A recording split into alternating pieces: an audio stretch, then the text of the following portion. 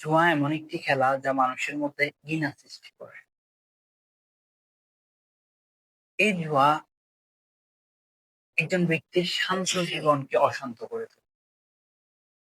কিছুদিন আগে একটি নিউজ পেলাম যে একজন ব্যক্তি এই জুয়ার মধ্যে টাকা হারিয়ে সে সুসাইডের পথ বেছে নিয়েছে।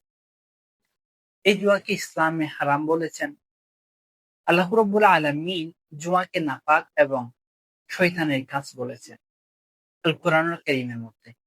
আর আমার প্রিয় রাসূল সাল্লাল্লাহু আলাইহি ওয়াসাল্লাম ইরশাদ করছেন, যে ব্যক্তি জুয়া খেলে অতঃপর নামাজের মধ্যে দাঁড়ায়, তার দৃষ্টান্ত হলো ওই ব্যক্তির ন্যায় যে শূকরের রক্ত দিয়ে উযু করে অতঃপর নামাজের মধ্যে দাঁড়ায়। তুমি কি বলবো ওই ব্যক্তির নামাজ আল্লাহ রাব্বুল আলামিন কবুল করবেন? না, কখনো তো করতে পারেন। রাসূল কারীম সাল্লাল্লাহু আলাইহি ওয়াসাল্লাম অপর হাদিসের মধ্যে বলেছেন, নিশ্চয় আল্লাহ রাব্বুল আলামিন জুয়াকে হারাম করেছেন।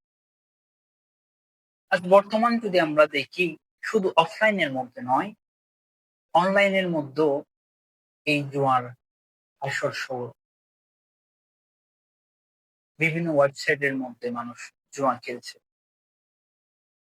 আর এই জুয়া কিছু মানুষকে করছে লাখপতি আর কিছু মানুষকে করছে কোটিপতি। তাই আমাদের উচিত হলো আমাদের ছেলেরা টাকা ইনকাম করে কোত্থেকে নিয়ে আসছে সেদিকে লক্ষ্য রাখা। কেননা আমরা যদি হারাম ইনকামের টাকা দিয়ে খাবার-দাবার গ্রহণ করি, ওই খাবার-দাবার খেয়ে যে ইবাদত করবো আল্লাহ রাব্বুল আলামিন ওই ইবাদতকে কবুল করবেন না।